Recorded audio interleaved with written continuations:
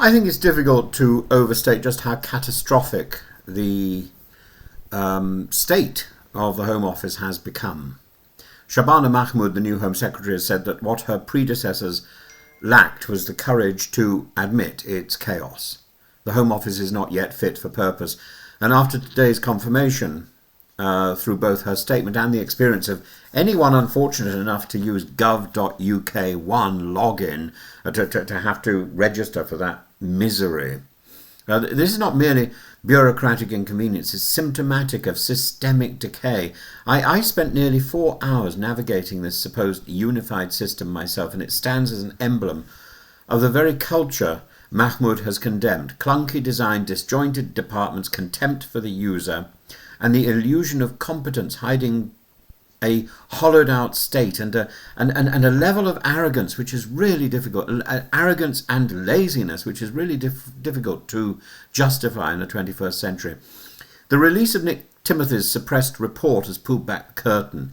It reads less like an internal review and more like a forensic autopsy. What it reveals is a department that has ceased to function as a coherent institution. Timothy describes a labyrinth of confused and conflicting systems working to contradictory ends. No one knows who is responsible for what. Ministers are misinformed or briefed too late to act.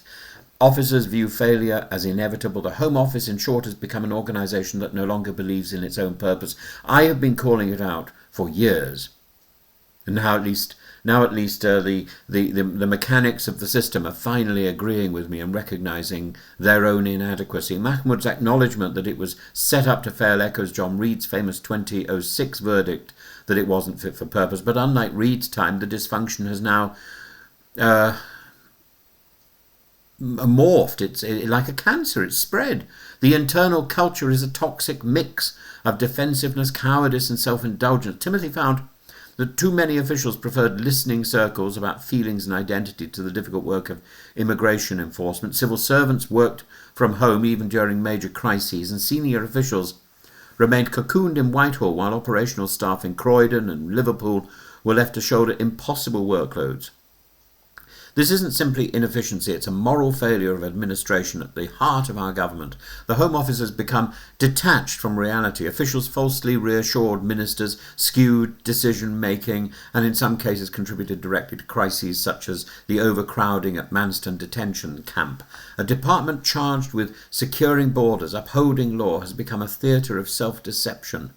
Its lawyers are afraid to act for fear of legal defeat. Its managers distrust one another. Its technology systems collapse under the weight of their own absurdity.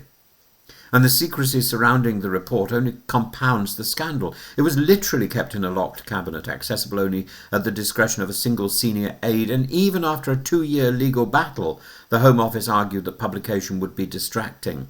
That word says everything about its inward-looking arrogance. Transparency, accountability and public service all have been replaced by bureaucratic insulation and incompetence. And Mahmoud's intervention is courageous, but courage alone won't reform the machine. The challenge is cultural as well as it is structural. Departments that operate in fear of embarrassment cannot innovate. Civil servants who think they are above the law that they are administering will never restore trust, and ministers who treat immigration and asylum as an ideological football will keep sabotaging their own officials. The Home Office has spent 20 years in a state of permanent crisis management, headed by ministers of gathering stupidity, each scandal patched, each failure absorbed, but the system itself left untouched. And the wider implication is that this dysfunction is not confined to immigration. Anyone who's tried to use gov.uk1 login or to renew a passport or apply for a visa encounters the same pathology. Digital systems built without understanding human experience, departments that cannot talk to each other, and a customer service culture that regards the public as an inconvenience. The Home Office is tragically the most visible symbol of a British state that has lost the art of governance. And Mahmoud has promised to bring her A game to the department, to reforming the department, not her whole self. Well, that's a clever rebuke to the self-absorbed culture she inherits. But she must go further. The Home Office needs not just reform, but reconstitution. Not just a letter, but an entire spirit to change. A game.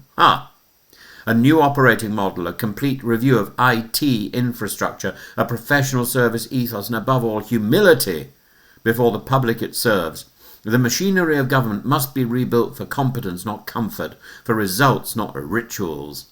And what this report ultimately tells us is that the Home Office has been operating on autopilot, a shell of a department pretending to control systems it no longer understands, because it has an impact on almost every part of our society, from the police to people in prison, to people applying for visas, to people trying to renew their passport, to people coming into the country. Now, it cannot even design a login form that works. If Mahmoud's reform succeeds, it will mark the start of a genuine administrative renewal. If it fails, it will be one more entry into the long catalogue of Home Office disasters, from Windrush to Rwanda to Manston, all proof that bureaucracy without accountability becomes cruelty designed and disguised as process. And then to cap it all, we've got the threat of ID cards and the failure that will manifest. Because if a department can't get anything else right, it can't get ID cards right.